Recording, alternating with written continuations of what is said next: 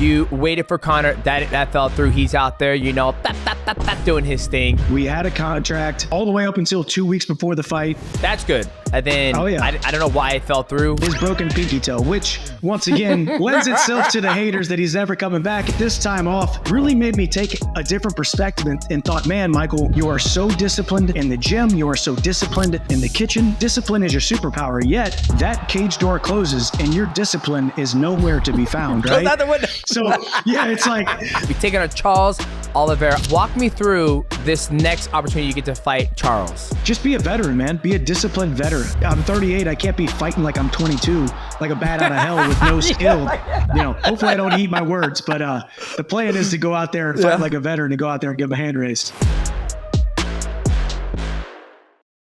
Oh, it's 15-time world champion Demetrious Johnson. You're listening to the MightyCast. What's going on, guys? This podcast is sponsored by PrizePicks. Now, PrizePicks is a daily fantasy sports game where you can play directly from your phone. All you gotta do is go to your app store, download PrizePicks, and when you do that, make sure you use my promo code MightyCast. They have a cool promotion going on right now. All you gotta do is play $5, and you're gonna win $50 no matter what happens in an NFL game, NBA game, or even in a mixed martial arts fight. Now, make sure you get your picks in. UFC 309 is this Saturday, so get your picks in at the right place, which is PrizePicks. Shout out to PrizePicks for sponsoring this MightyCast. Now let's get back to our guest, Michael Chandler. Enjoy. All right, here we go. All right. Is there anything you don't want to talk about, Chandler? You pretty much an open book? I'm good. Open book. All right, here we go. In 3, 2, 1. What's going on, ladies and gentlemen? Welcome to another episode of the MightyCast. And we have the one and only, the most exciting athlete, fighter in the world to ever grace the cage, octagon, the Bellator cage, you name it, Michael Chandler. What's going on, Chandler? Welcome to the show. Sub legend, dude. It's good to be with you, man. So I'm excited to go out there and compete again. So thanks for having me. Absolutely. Well, first off, your skin looks absolutely amazing. You're probably the only other guest that I've had. I'm sitting there. I was like, this. You've been in some wars. I'll never forget you in the war, and you're home with your, back home with your wife and kids. You had the ice pack on your face, and you're like, you're like, son, I made a decision that it go my way, but don't you worry, I'll be fine. I'll see you at the top. And I can see the skin. You heal damn well. You heal very well. You got a skincare routine you do? I don't actually. My wife is who's in the aesthetic industry, actually talks to me every day about how I need to be putting lotion on my skin and do all this stuff. Number one, we get drug tested, so like all of the stuff that she uses has like growth factors and all kinds of like probably illegal stuff in it that could end up in your bloodstream. So I don't touch any of her stuff. If I ever even use lotion, it's just some like CeraVe, whatever, regular stuff. But no, I don't really even use lotion, man. And yeah, my face has been turned inside out a couple times. There is one thing that she does at her clinic called it's like a vampire facial was what it's like. It's on the street, but it's called microneedling, where they hit you with like 1,000 those little needles, pull out your PRP, and then inject PRP into your face. So, obviously where we get these scars where you can break open again. So that's the one thing that I've done that I really think has made me not look like too much of a caveman. See, my wife, she's got her microneedling done, and I get the Diamond Glow. It's basically they go with a little small blade, and they just basically take all like the blackheads and the whiteheads off, scrape all that stuff off. And I'm like, hey, you ain't gonna charge me full price, okay? Because I got half the face. All I got is this right here. You ain't getting none of this. And so she was like, maybe they could do your bald head. And I was like, no, they don't need to touch that. Just do this part right here. But your skin looks great, man. Like I said, I noticed. Nice. I was like, God, his skin looks fucking good. I was like, good for Chandler. Good for Chandler. Okay, like you said, I've been lucky. Yeah, like you said, you've been in some wars. I think the very first time I ever noticed you fight was when you were battling against Eddie Alvarez. Like those two fights, you guys fought two. No, well, in Bellator, you guys fought 2 times. You guys fought once in UFC, correct? No, we were supposed to fight a third time in Bellator, but we only fought twice in Bellator. That's right. And he left and you stayed. And then I remember there was a point in time when I was talking to Eddie Alvarez, he was telling you to go somewhere else. I'm not sure. But he was like, dude, we can make so much money if I fought Chandler for a third time. And I was like, well, I think Chandler is going to stay here. But those 2 fights in Bellator were absolute bangers. Like, would you say those were the fights that put you on the map? Yeah, I would say definitely the first one. I mean, the second one was up for fight of the year. It was crazy back and forth battle. That was one of those ones where my face was all jacked up. I definitely lost the fight, but it was so close, man. It was split decision, which coincidentally now my head coach, Henry Hooft, was in Eddie's corner for that fight.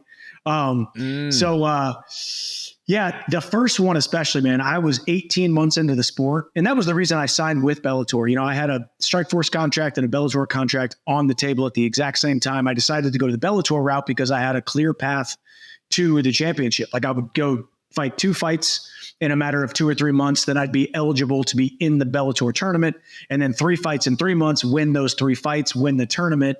Then I immediately go fight Eddie Alvarez for the title. So that was the path that was laid out for me. And I took it, and I fought six times in 13 months.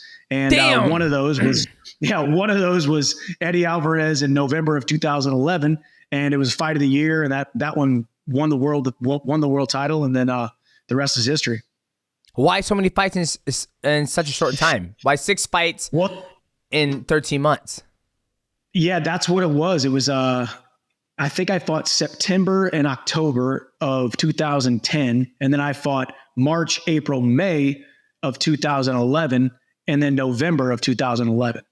Because the tournament was 3 fights in 3 months. It was like, you fought in March. I almost got my leg ripped off by Marcin Held, like sprained my MCL, sprained my LCL because he caught me in a knee bar. And then 3.5 weeks later, I'm cutting weight and stepping into the Bellator cage again to fight Lloyd Woodard and then to go fight Patricky Pitbull. So, it was just the 3 fights in 3 months. Then I had a couple months off to train for Eddie Alvarez and then fought him in November. But I had those 2 prior to kind of get me into the Bellator tournament. I had to win those first 2 to prove myself, and then 6 fights in 13 months. God damn, once you jump in this sport, they put your ass to work like a working horse. They give you nothing. They're like, come on, let's go, come on. Yeah, and that's what I wanted. Well, I mean, very similar to when I came over to the UFC. I sat down with Hunter Campbell. I said, hey, man, I'm 34 years old. Like, I'm not here to beat around the bush. Throw me into the shark-infested waters. And then in the first 26 months of being signed with the UFC, I had 6 training camps and 5 fights, every single one, fight of the night, fight of the year, crazy, fight for the world title. So it's been kind of interesting having the last almost 2 years off. People are, it's the what have you done for me lately business are like, Chandler's inactive and Chandler doesn't fight and Chandler's waiting for the bread painting night, blah, blah, blah. And it's like, boys, all I did was show up and work my ass off for freaking 26 months. And I took a little bit of a break. Now we're making a title run. It's interesting you say that because, when we sit back and we look at like people who are active and inactive, you are one of those athletes when you first jumped on the scene in the UFC, you were super active. You were fighting badass fights. The fight with Charles Oliveira was sick. The Tony Ferguson fight was sick. I watched that fight almost every day because it's at the UFC Fit. It's one of the highlights. You kick him in the face. You do like 18 backflips. So you were super active, and all of a sudden, you get the opportunity to fight Conor McGregor. We'll harp on that in a second, but I want to go back to the Bellator thing. You were one of the athletes. There's so many different organizations out there. Right now you have PFL, you have One Championship, you have Ryzen, and you have the UFC. And everybody in North America is like, oh, if you don't fight for the UFC, you're one of the best. So there was a point in time where you were the best in Bellator, but nobody, looked at you as legitimate because you weren't in the UFC. What was the mindset of you like, you know what? I've conquered everything in Bellator. You had some ups and downs with the Pitbull brothers, but you're like, I'm going to go to the UFC. What was that thought process of like, hey, because I'm pretty sure you're making good money at Bellator. And then when you came to the UFC, you had to prove yourself to make some more money. Was it you searching out for the competition? Because even for me, when I left the UFC, I was like, I beat all these motherfuckers already. For the most part, like the top 10 guys that were there at the time, like Henry, John Dotson, I don't know if he was there, but all those guys. But I was like, I want some fresh blood. I want a new chapter, a new beginning. So that's why I went to One Championship. What was your thought process when you decided to leave Bellator and go to the UFC?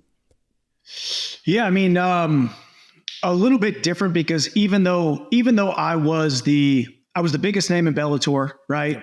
Even though I had lost the title to Patricio, I was still the biggest name by far, the most well-known, the biggest name. But I needed more competition as well, because I had already fought all those guys as well. I mean, I lost to Patricio, and then I ended up fighting Sidney Outlaw and then rematching Benson Henderson again. And they were like, I'm like, hey boys, like if I sign again, like what am I going to do? Rematch Patricky for a third time, rematch Benson for a third time, Brett Primus for a third time, so I kind of was in that situation that you were in, because except you were the most dominant guy in the entire world. Right. So you're like, it made a lot of sense for you too. You're like, you want, as athletes, even if it's the right organization, or even if it's a great situation, I mean, sometimes you just need to change the scenery. Whether it's changing your gym, some guys change gyms, some guys move across the country, some guys change organizations. I knew mine was definitely going to the UFC to fight different and tougher competition for me at the lightweight division at that point in time. And I just knew if I didn't go to the UFC and test myself against the guys that I knew I wanted to fight, the Gaethjes, the Poiriers, the Fergusons at the time, Khabib was not retired at that time.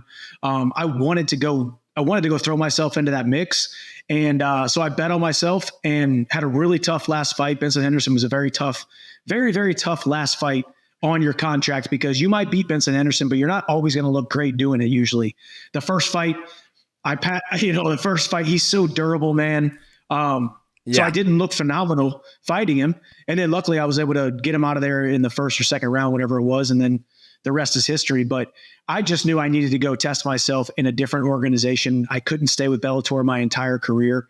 And that's why I made the decision. And luckily it's worked out pretty well so far. What's going on, guys? This podcast is sponsored by BetterHelp. Now, BetterHelp is an online service where they will connect you directly to a therapist. Life is hard. I'm not gonna lie to you guys, life is hard. When I'm having a hard time struggling in trying to make a decision or trying to navigate certain things with my children, my daughter, she's the hardest battle I ever had. And I need somebody to talk to because I don't have all the answers. And sometimes I struggle with that. And a lot of people out there struggle with mental health issues. For me, I've had therapy sessions with one of my coaches, and it's helped me out a lot because it helped me release certain things that I had balled up inside from my childhood trauma, and also, some of the situations I've gone through in my professional career. So seeking therapy is nothing bad. I think people out there who are struggling with mental health issues, struggling with just daily life decisions, BetterHelp can help you navigate through those tough decisions. So check out BetterHelp.com/MightyCast, and they'll get you connected with a licensed therapist. All you got to do is fill out the questionnaire, and that's going to help them decide what therapist is going to be the right fit for you. And if you guys want to give BetterHelp a try, all you got to do is go to BetterHelp.com/MightyCast. That'll help you save 10% on your first month of BetterHelp. Shout out to BetterHelp for sponsoring this MightyCast. Enjoy. What's going on, guys? This podcast is sponsored by True Classic. Now, True Classic is a clothing company that offers very comfortable clothes. I'm wearing one of their shirts right now. I'm a pretty much easy guy. It has a high premium quality on it. The biggest thing I love about these shirts is that the stitching on it. It's a high collar.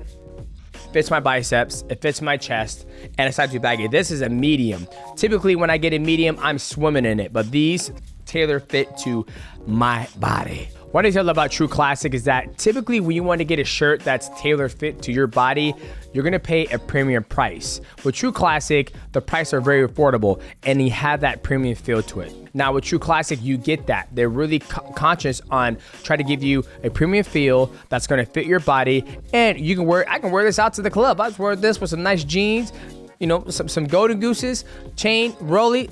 Your boy looking fresh and fly. If you want to step up your wardrobe this season, make sure you check the link in the description below or go to trueclassic.com/mighty, and that'll help you save on your order and step up your wardrobe game and get out those funky old t-shirts that'll have that nice fit and that premium feel. Shout out to True Classic for sponsoring this podcast. Let's get back to our guest. Yeah, I would say, like I said, you're one of the most exciting guys. You've won every single time you fought, you've got fight of the night bonus, fight of the year, and you've only been in UFC for what, 2 to 3 years now? Yeah. Well, it's funny. Like I got shot out of a cannon. I fought hard for 2 years and then that was been like 2 years off. Yeah. Now I've been off for 2 years. So it's technically been almost, I think it was 4 years in September. Okay.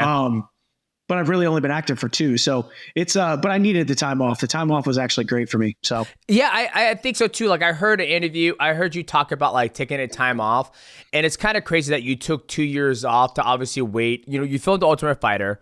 And I feel like that's, when you do The Ultimate Fighter, I feel like you have to be unselfish, right? Because as we know, mixed martial arts is a selfish sport, right? Like you're one of the athletes, and I want to talk to you about this later, is you leave your home, you leave the wife, you leave the kids, and you fly away and you do your training camp, and then you go back. Like you look at it as it's a job. So when you do The Ultimate Fighter, you basically put your career on ice a little bit, right? You put it on ice, you film Ultimate Fighter, and then you're waiting to fight Conor McGregor. Was there ever point in time where you're like, man, fuck this, I ain't waiting for this motherfucker anymore? Because like I said, I feel you've always been, you know, smart with your money.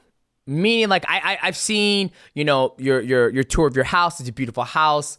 You know, you seem like you've made it, right? Was there ever a point in time I was like, I don't need this fight. Like, I don't need this fight. But what was your thought process, like, why you're waiting? Like, I would, like, for me, when I sit back, I'm like, God damn, you know, that check might be $5-10 million. But do I need $5-10 million? Do I just want to fight Conor? Like, what, like, when I sit there, I'm like, man, fuck. You know, Chandler's burning years off his career, right? So, but you say that it was a blessing in disguise. You got to chill with the wife and the kids, 2 years off to just take a breath of fresh air. Because we jumped in Bellator, 6 fights in 13 months. You fight everybody, become a world champion, you lose the belt, you jump in the UFC, boom, shot out of the cannon. You're fighting everybody, then boom, you get hit with this. Walk me through your mindset of that whole aspect of like, okay, I'm doing Ultimate Fighter, and then Conor had come back. He got too much money. He had too much of a good damn time. Yeah, man, it was, I'd be lying if I didn't say that there was definitely some ups and downs with it when it comes to, you know, one day feeling like, hey, I'm waiting is the best option. And then the next day saying, man, forget this, I'm going to do something else. But because I've been so smart with my money, because I didn't need, you know, Uncle Dana's paycheck I'm not going to lose my house. My bank account ain't going to go down. Like I've got other things going on, other businesses, employees, other ways, multiple streams of income happening outside of just fighting.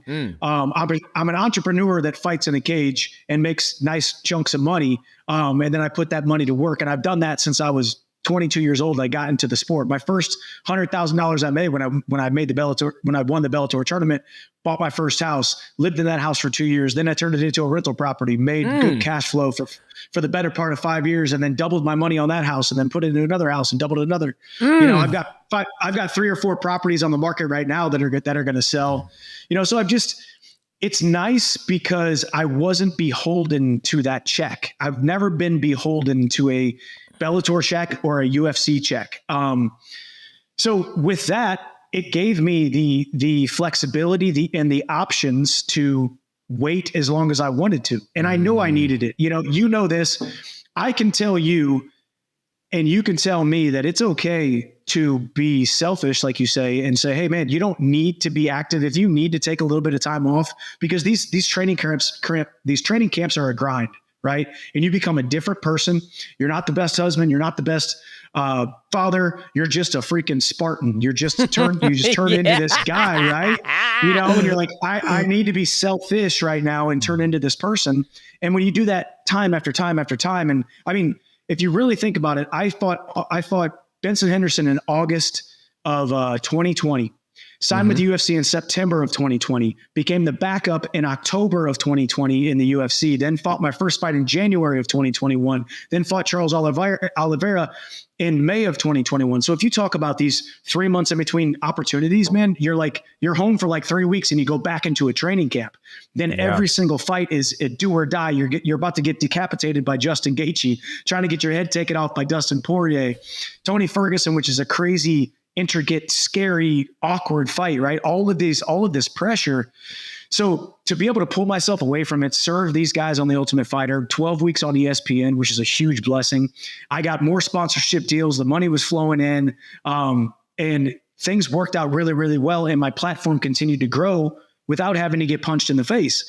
Plus, people have put so much emphasis on this age thing. And I'm talking to Demetrious Johnson right now, dude. You've been aging backwards for years. And like you said, you still could compete. You still are the number one guy in the entire world at your age, and you're too old.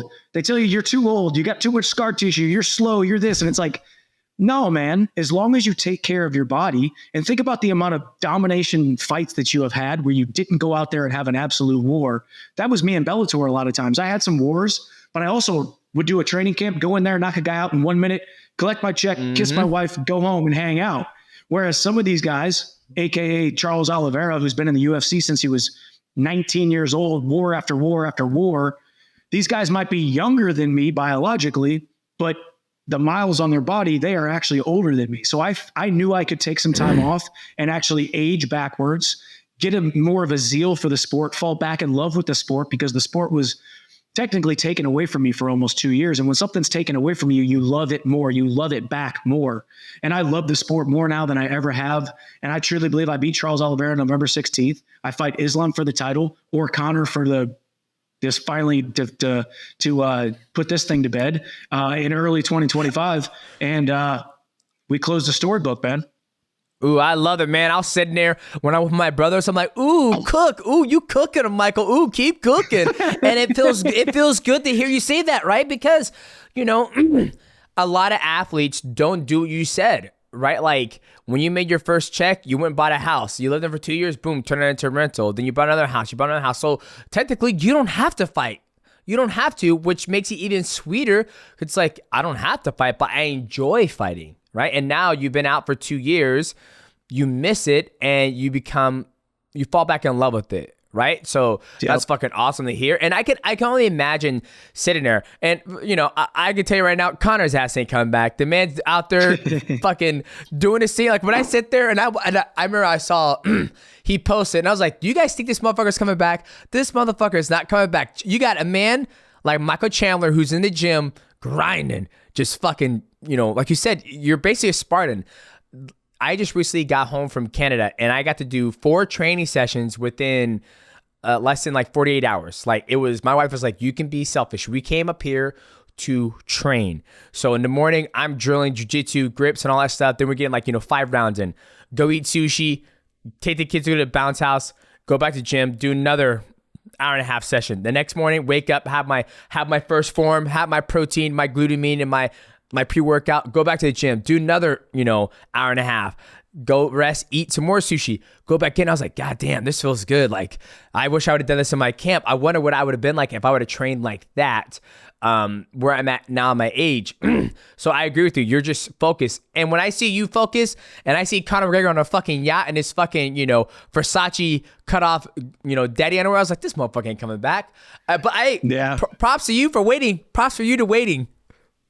It made sense. I mean, the good thing is at least we had a bout agreement signed. We had a contract all the way up until 2 weeks before the fight, which either way, he still didn't fight. Is he still coming back? We don't know, but we at least had a bout agreement signed. I mean, that's good. You know, that's good. I didn't know you guys had a bout agreement signed. So that's close, right? You get that bout agreement signed. He signs it. It's locked. It's set. And then I don't know why it fell through, but yeah. His broken pinky toe, which once again kind of lends itself to the haters that he's never coming back. And I'm 50-50 on it. I mean, and the good thing is it was a fun ride, right? It was a fun ride. I have no regrets, and I also take all accountability. I'm not mad at you. I'm not mad at the media. I'm not mad at Conor. I'm not mad because I get that question, man, are you mad at Conor? Have you changed your mindset of who Conor is? And I'm like, no. I made this decision. Accountability is a superpower. And my greatest superpower is discipline, doing the right thing, and accountability. If I lose, I lost. If I win, I win. If I wait for Conor for a year and a half and it doesn't come to fruition, that was on me. But also, what I realized, a reoccurring theme in my life is when I was in college, man, I was an absolute psychopath. All I wanted to do was win a national title because I was a walk-on. I walked on. Nobody knew my name. I wasn't supposed to be there. Coach thought I was going to quit. So I had nothing to lose. So I had to do extra work. And as a 18-year-old bright-eyed and bushy-tailed freshman walk-on, I was the exact same way when I was a fifth-year senior. And during my senior year, my coach, Brian Smith, had to pull me out of practice. And he'd say, Michael, come into my office. And go sit down in the office. And he'd say, hey, listen, for the next 72 hours, you're not allowed to come into the Hearn Center, which is where we lift and do our wrestling practices. I am not allowed to see you for 72 hours. And I'm like, wait, coach. So all these guys are going to be training and I'm not allowed to come and do the stuff with the team. Can I just come in to watch? He's like, no, I don't want to see you for 72 hours. And then I would take that 72-hour break and I would come back and I would have a different mindset, a different appreciation, because he saw what I would do to myself because I put so much pressure on myself to do things, not just do things right, but to do things perfectly. And I put so much pressure on myself. So it's kind of funny that 15, 16 years later, the sport Brian Smithed me and pulled me out of the sport to then give myself a different mindset and a different view and a different vision of what the sport is and how much I truly love it. So, and maybe if I would not have had that, maybe I fight my next fight and I lose because I'm just, it wasn't that I didn't love the sport. I was just, and I don't want to use the word tired, but I was just tired, man. You know, the sport will grind you down to a pulp. And I needed some time off. Yeah, absolutely. And it's not like you're fighting... You're at the top of the food chain. You're fighting the best in the world. Every single guy you fought so far in UFC is an absolute killer. So I've always thought when an athlete wants to take time off, I think it's always good, especially financially. If you can do it, then do it because you get the opportunity to actually reset, rethink about it, look at the sport in a different perspective, and once again, fall in love with it. And I'm excited to see what new version of Michael Chandler comes out because one of the things I've always, admire about you is your conditioning. Your conditioning is probably top notch. It is top notch, and your training regimen you do. I feel like this, my opinion, you might do more strength and conditioning than you do mixed martial arts. I could be wrong. It's probably what I see you post, but you do. I do. Okay, talk to me about that because I used to be the exact same way when I first started training at my training camp, and then Matt was like, "Dude, you're breaking your fucking body down. You can't even like." He was like, "I understand," because I used to do CrossFit, and he was like, "CrossFit is designed to, I don't want all the fuck CrossFit people coming out there after me, right? But it's like you're supposed to do a workout as fast as you can, 15 snatches, 15 pull-ups." 15, push-ups, 15 burpees, 15 thrusters, whatever it may be, as fast as you can. Instead of like, okay, I have this amount of workload and I have a 5-round fight, 25 minutes. How am I going to pace myself? When do I turn the gas on? When do I turn it off? And at the tail end of my career, I did no strength and conditioning. I basically did beach body muscle just to keep my muscle strong. But other than that, it was like my conditioning came from pad work. It came from sparring. It came from hard rounds of grappling. And then that's when it was like, okay, well now when I fight, it's like, okay, I can move better and I can pace myself. But you're saying you do the opposite. You focus more on strength and conditioning than mixed martial arts. Walk me through that mindset of why you rather do it that way. Because sometimes when you fight, I'm like, this motherfucker ain't slowing down. He just keeps on going. And then I'm like, is Michael tired? Or is he, or what's going on here? Because when you and I think you could agree, when you fight, you fucking go. It's like, all right, here we go. Tell me about this. Yeah.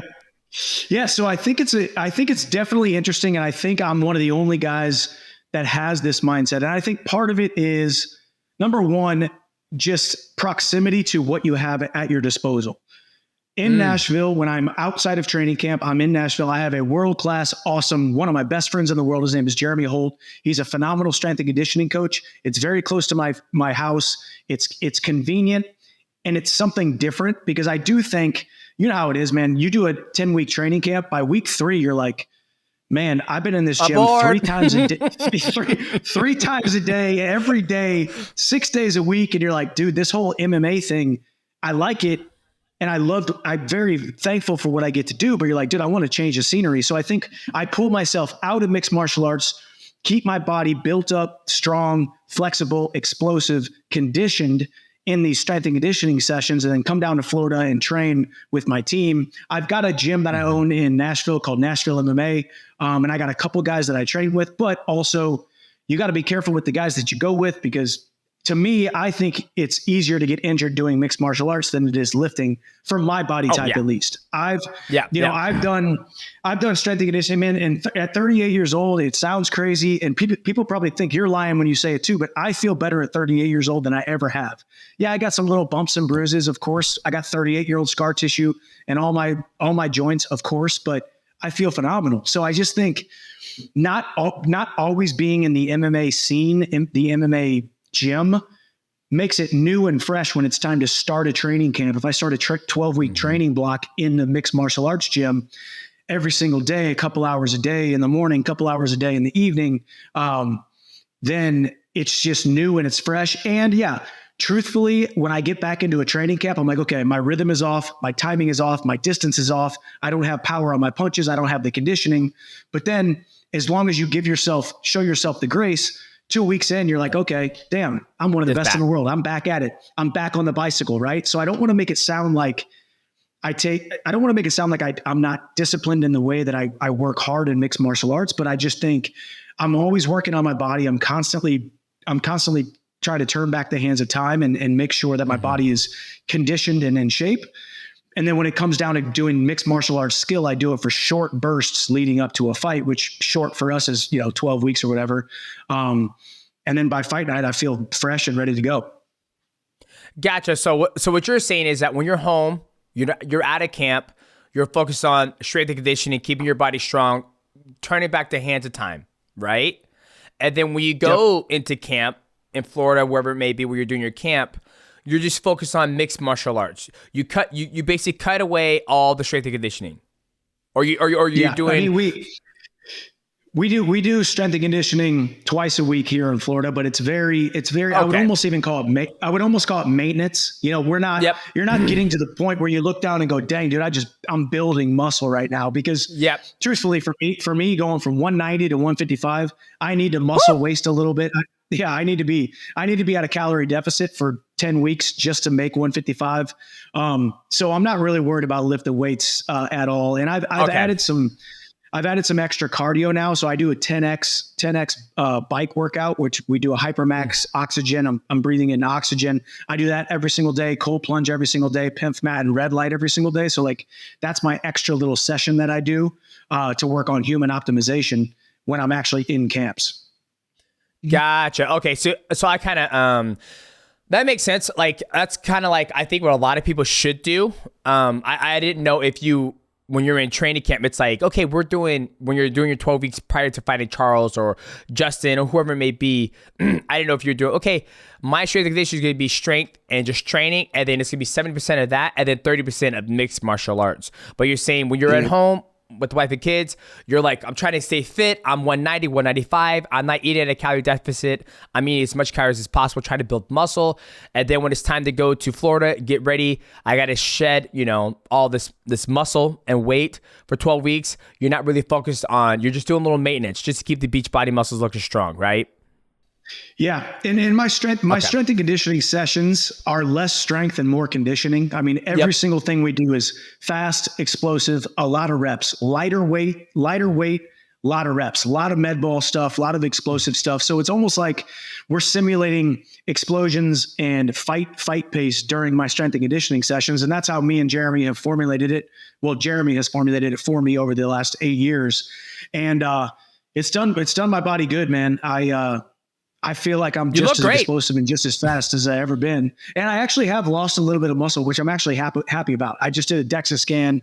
I'm 2.5 pounds down of pure muscle and an extra 2% of visceral fat, which is good. I mean, at 38 years old, that's great. I want to keep on as much muscle as possible. But when you talk about conditioning, because I fight so freaking hard at such a high pace, it's almost impossible to keep the pace that I start out with, So it's not like I'm out of shape just because I slow down. It's because I started at a 12 when I should have started at a 6. And most guys are like, hey, I'm just going to stay at a 5 and maybe go up to a 7 and stay at a 5 or a 7. I'm like, no, baby, I'm throwing everything in. I'm starting at a 16 right away. Yeah, no, you do it, right? And it's just the amount of muscle and athleticism and explosiveness that you have. Like you said, you go to a 12, you drop down to 6. Everybody's like, a 6 is good. But if you started at 12, everybody's like, oh man, he went to a 6. I'm like, oh, he must be tired because it's too hard, right? You ask Usain Bolt to run the 100-meter dash as hard as he can for 10 times back to back.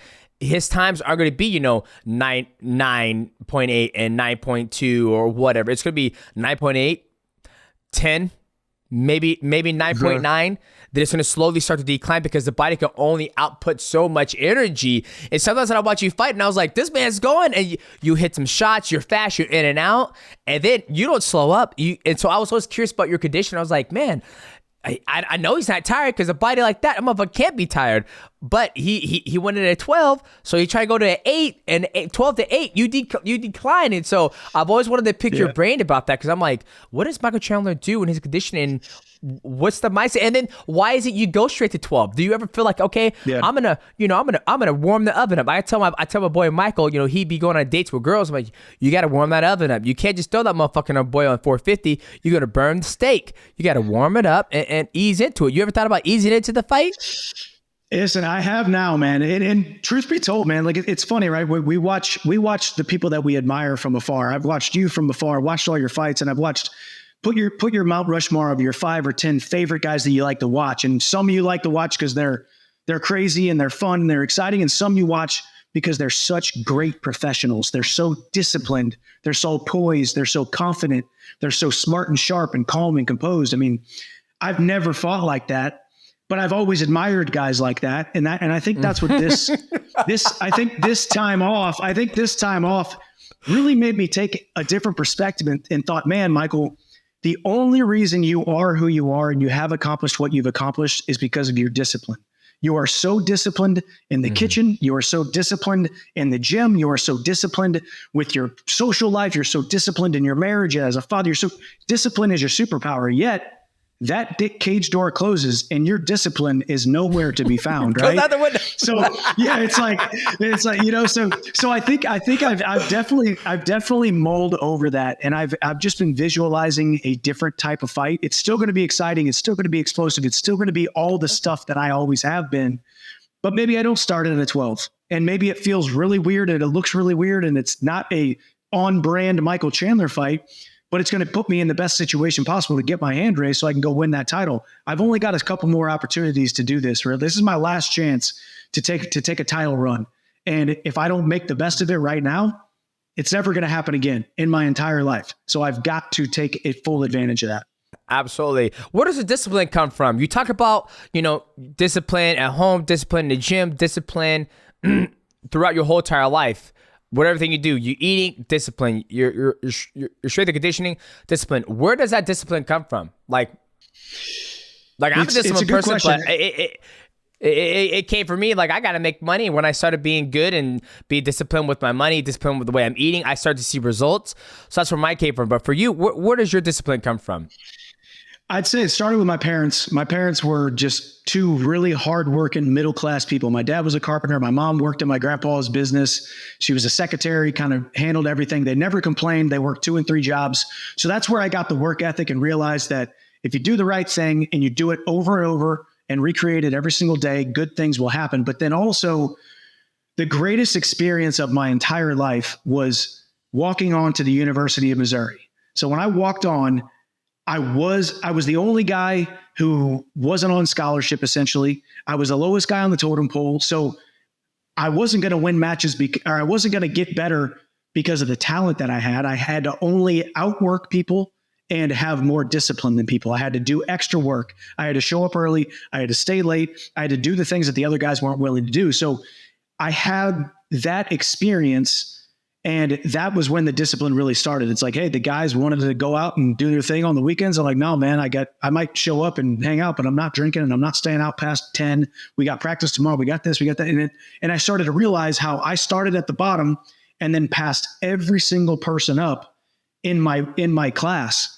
And these were state champions, multiple state champions, freaking, national champions in high school and all this stuff. And all of a sudden I end up passing all of them up and I become an All-American when I wasn't supposed to be there. And it all came back to the discipline and doing things right every single day. So then when I got into mixed martial arts and then I started seeing the way guys live their lives, I'm like, man, this is going to be so much easier to be so much more disciplined than all of these guys. All I got to do is just be here long enough. And really, it's discipline and it's also just perseverance, man. Like the only reason we found the success that we had was because we were willing to continue to stay here longer than most people were willing to.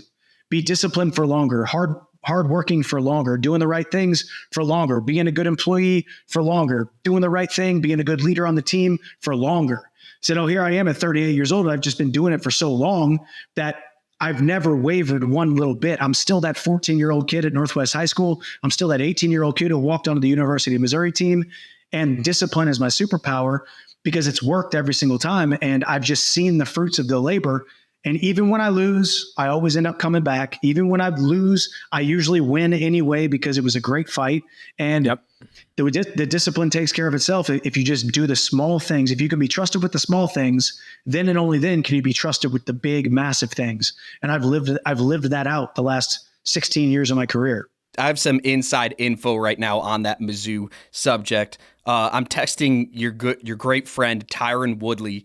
And so I asked him to give me some good inside info. First of all, he says, tell him that you told him to say that Miguel says hello. Miguel, dude. I don't know what that means.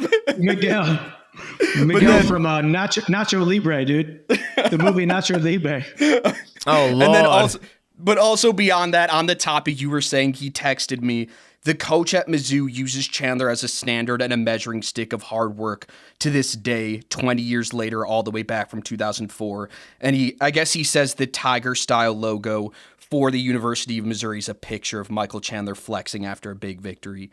So he basically told me he's one of your Tyron Woodley's favorite training partners, your drilling partner, and that he also helped you get into MMA, which I didn't know that. So getting some inside info from Woodley there.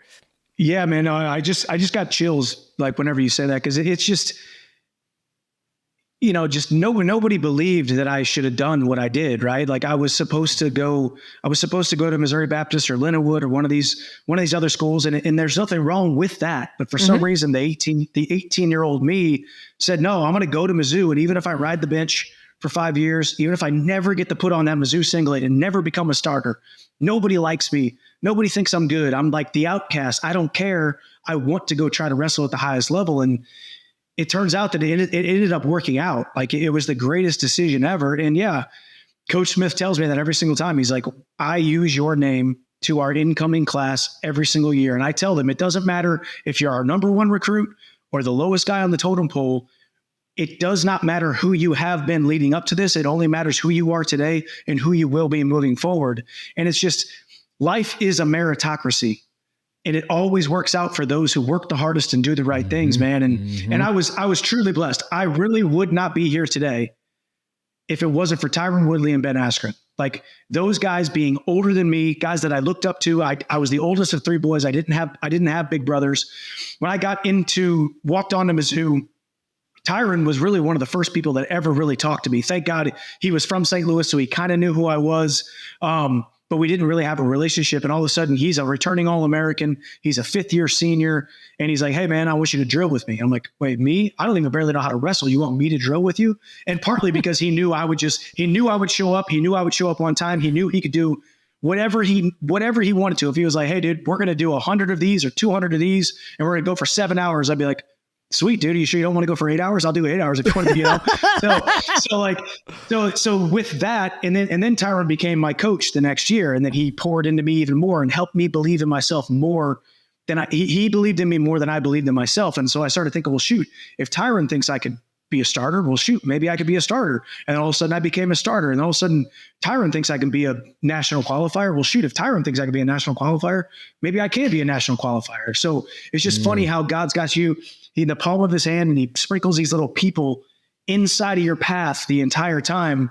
And without those people, without those experiences, without those things, sometimes awesome, sometimes bad, sometimes you need tough things to go through. Sometimes you need losses to become the man you need to be, man. And it was the greatest athletic decision I ever made in my entire life was walking on the University of Missouri. And I wouldn't be where I am today without it. And then here I am 16 years later, finding success in the sport of mixed martial arts because of it. I love that. Tyron just responded and he said, I wouldn't be here without you. So he feels the same way about, he would not be where he is in his career and his life without you. Well, we got a good little brotherhood, man. It's it's like the sport of mixed martial arts is awesome. You know, DJ, I'm sure you got guys, you're like, dude, I trained with that guy for this many camps and this, but so wrestling was just different in the sense that it wasn't as much of an individual sport. It was a team, and you're young too. You know, like you're so young, you don't really know. You're figuring out things. Nobody's married. Together. You're growing together. You're figuring out new things about life, like what is drinking and what is partying and what is girls and what is like all of these. Like you're trying to figure out your view on what life is, right?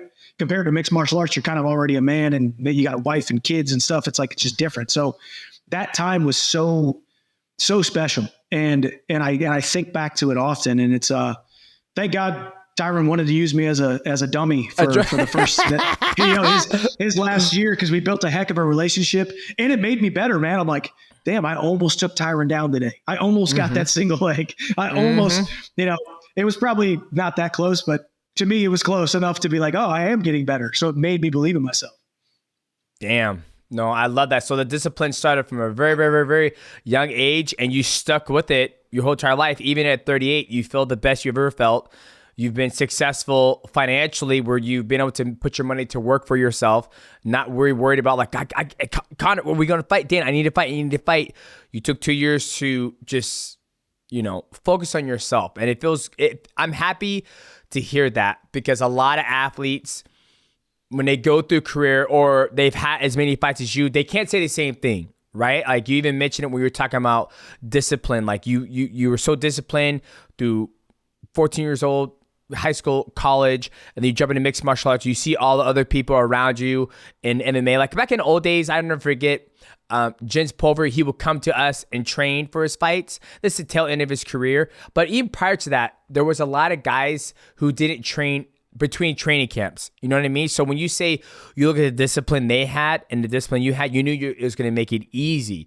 And that's one of the things that I saw too, that I felt made me successful in my career, is that even after I got done fighting, I didn't blow back up. I didn't get fat. I didn't get out of shape. I've always had my fucking conditioning. Like I never just like, not fighting, I'm going to just get fat now, just be out of shape and da-da-da-da, because it's a lifestyle. And I felt like you've lived that lifestyle your whole entire life. Like, I've never seen you without your fucking core, like your Ninja Turtle abs. Never. Not once. Well, and shouldn't that be the way it is, man? You're a professional athlete. You are a professional athlete who gets paid to do a sport, and you get paid to go fight in a cage, man. And you got kids looking up to you, and you got a billion dudes on the planet who would trade places with you, they would give anything to trade places with you. And you want to bastardize the blessing that you have of this well-enabled body, and get fat, that's why, I've talked to Paddy Pimblett about it. I'm like, hey dude, I know we're the same weight class, but dude, I'm a fan of you. I want you to be good and do your thing. But dude, you can't be getting up to 210 and become fat Paddy with your big old face, dude, because not only is it just disrespectful to the blessings that you have an image to uphold, you're a professional athlete, but also it's bad physiologically, man. Your body, pumping your body full of stuff. And let's not kid ourselves. We have some alcohol, we have some bad food, we enjoy pizza. Like you got to have a little bit of, you can't just be a robot, but you have to do it in moderation. And when you look at yourself in the mirror and say, all right, you're getting a little fluffy, like let's turn it back on. Let's show some discipline, because ultimately I think that's why my body is held up so well. And it's probably the same thing for you, because when you don't balloon up, you don't let your body harbor all that inflammation, and you're just more proud of yourself, man. Nobody can look in the mirror. You look in the mirror and you look good. You're gonna train good. You're gonna be good to your family. You're gonna provide better. Like it's a thing, man. It's a story as old as time. So don't do that to yourself. Yep, you're gonna look good, you're gonna smell good, and you're gonna make love good too. So, speaking of, you mentioned a little bit of kids, right? Are your kids doing any sports right now? Like, I got my oldest, he's in jiu-jitsu, my middle's in jiu-jitsu, he also plays football, and my daughter, she does gymnastics. How about you? You have this disciplined lifestyle that it's been embedded in you. How are you trying to embed that same type of discipline in with your children, right? Like, are they doing sports? Because for me, like, my oldest, man, yesterday, he does a tournament, he wins double gold in gi and no gi. We're all celebrating him. Good job, Tyron, good job. My middle son, he's very quiet. He's very reserved. He had a football game, and if they won this game, they're going to the playoffs. So, and then it's gridiron. So it's like you're going to play only if you're good. So they give my son, Maverick is my middle son's name. He gets in there. He gets the ball. He runs it. He runs a touchdown. We're all celebrating. Good job, Maverick. My oldest is like, I should have done football. So and I'm like, motherfucker. I was like, we need to celebrate other people. Have some respect. Have some discipline. I don't teach you that. I don't get envious of my teammates when we went to Worlds. I didn't take first place. I lost. Right? But my teammate, he took first place, and I'm sitting around, I'm celebrating him. I was like, we celebrate others' victories because we want to see everybody succeed.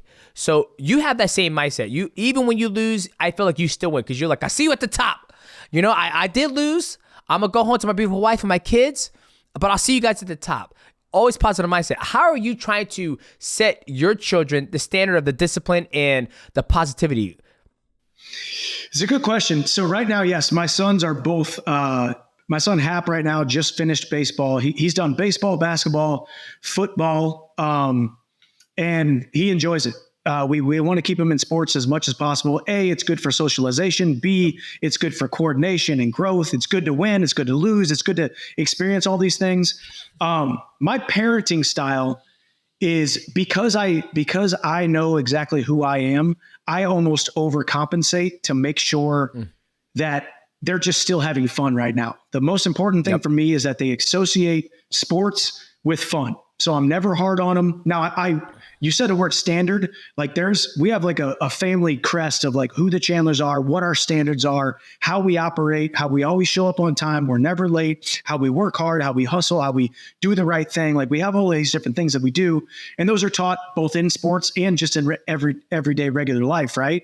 But more than anything right now, just having them involved in team sports. I made the decision because people are always like, hey man, you want him to wrestle? I'm like, hey, if he came home and he told me, hey dad, I want to wrestle, 100%. I'm going to support him and I'm going to put him in wrestling, but I'm never going to put him in an individual sport right now unless he really wants to and tells me to. And every now and then I drop it. I'm like, we'll see a jiu-jitsu thing or we'll see some wrestling. His friend George is doing a wrestling thing. I'm like, hey, do you want to do wrestling? No. Okay. Just never want to put him in that individual sport because I remember when I was 5, 6, and 7, I wrestled. I lost to a girl, threw my headgear, quit because it was too much for me as an individual in an individual sport. So that was maybe my little wound that I have. But right now I just want them to enjoy team sports. If you win, you won as a team. If you lose, you lost as a team. Celebrate your teammates, all of those different things that the beauty of sports teaches you. My son Ace is 2.5. He's playing basketball right now. He's got a personal basketball coach. Damn, 2.5? Conor. 2.5, dude, and he's playing basketball? 2.5. He's got a little jump. He's got a little jump shot, dude. He so more than anything, just get him out of the house, go be social with other kids, have fun, start growing up and enjoy life. But man, yeah, just holding a certain standard of who the Chandlers are. We are the Chandlers and we do this, this, and this, and we don't do this, this, and this. Mm-hmm. And then it's just constantly in every area of the life, whether it's at the dinner table, whether it's inside the house, whether it's in the backyard, whether it's in sports, whether it's in school, it all carries over because it is to be uniquely human, to operate a certain way in every area of life. I love that. I always like asking other fathers who have children and how do they like to do it? Because for me, there's no instructions, right? Like I met my father 8 years ago and he didn't raise me. My mom, she raised me, but she was, deaf, single mom, raising 3 kids. So, now that I have my own, my middle is kind of like you. He experienced he doesn't like losing individually. If they lose as a team, they all can, lift each other up. But when he lost on his own, he goes, I'm never competing again in jiu-jitsu. I'm like, why? And he goes, I don't know how to deal with losing. I don't know how to deal with these emotions. And I'm like, well, it's okay, son. And he goes, it's okay for you to say that, Dad, because you're 37 years old. I'm 6 years. He goes, I'm 6 years old. I don't know how to deal with these emotions. I was like, motherfucker, how dare you talk to me like that, right? It's like, well, the good thing is, man, and this is why I think we in the sport that we are in are so truly blessed, because you have losses, and millions and millions of people saw them, and they're going to live on YouTube. Someone right now is probably watching you lose on YouTube somewhere around the world, right? Like that is a beautiful thing. And I have more losses than you, luckily. So for me, I could be like, hey, dude, I know you think you lost, and I love that you feel this way, but dude, Daddy lost too. Daddy loses every day. I've never one day not lost a certain position or not been able to lift the weight I lose every single day. And obviously you're 37, 38, we're this age. And it's like, of course we understand that, but it's great when you could say, hey, why don't you hop on YouTube and watch Michael Chandler versus this guy, Michael Chandler versus that guy. Don't watch me lose. Yeah, it sucked. And I felt the exact same emotions that you did, but here I am standing confidently on my own 2 feet, knowing that loss happened for me, not to me, and it's just, that's why it's a beautiful thing to be in the position that we're in, man, because they look at us like superheroes, but it's like, yeah, even superheroes lose, man. So it's a huge blessing to be in the sport that we are in. Love that. Okay, we're on the same path. All right, now let's get back to fight business. We got a big fight coming up. You're taking on Charles Oliveira. Obviously, you waited for Conor. That fell through. He's out there, doing his thing. And then now you're fighting Charles Oliveira. You fought before. You had him hurt the first time you fight. You guys fought, and then he came back and hurt you. Ended up finishing you. He got you back. You do a big slam. You're running at 12.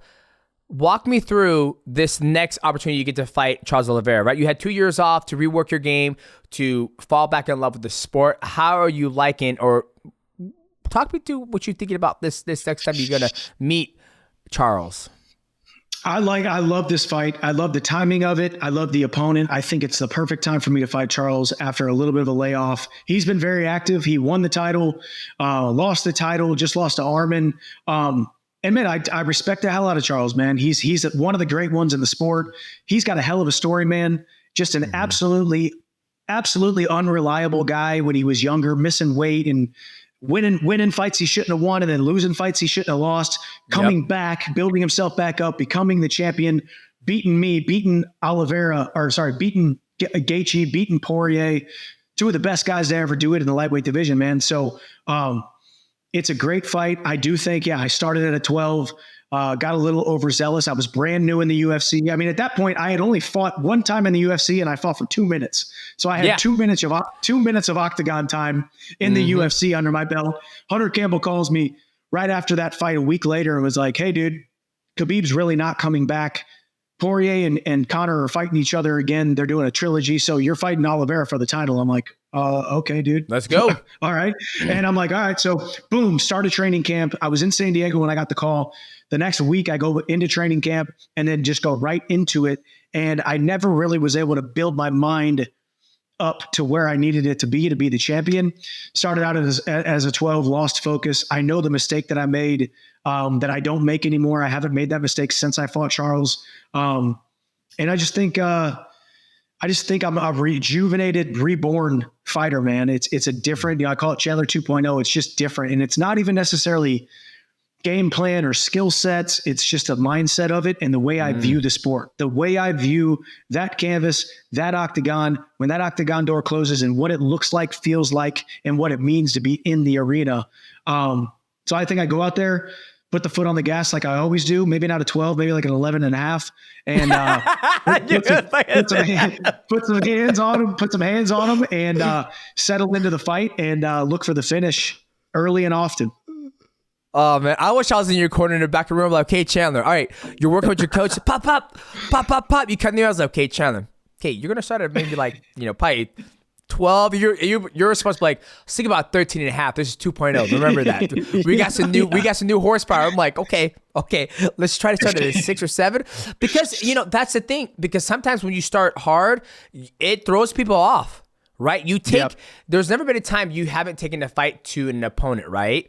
And the only time you might have a little trouble is when they're able to recover fast, right? I felt once you hurt him and then he was on the ground doing this shit like Aljo does, moving his head, and you're trying to hit him, he was able to recover. And then a lot of people don't like to follow him down to the guard, right? Once Islam dropped him, once his guard and follow him, that's where he gets the opportunity to recover. So I think if you're able to hurt him again and you're not at a 16, you're maybe at a 7 or 8, give you a little leeway, you might be able to, actually put the nail in the coffin this time and not give him the opportunity to recuperate. Yeah. I mean, I think that's the plan. Just be a veteran, man. Be a disciplined veteran. I'm still I'm 38. I can't be fighting like I'm 22, like a bat out of hell with no skill. Right. You're gonna go out there. You're like, there we go, 2.0. Yeah. It's like I still fight at the same pace, the same crazy pace I did at 22 when I didn't know how to fight. I've got all this knowledge and all this experience and all of the championship lights and all the main events and all of the hours inside of a competition.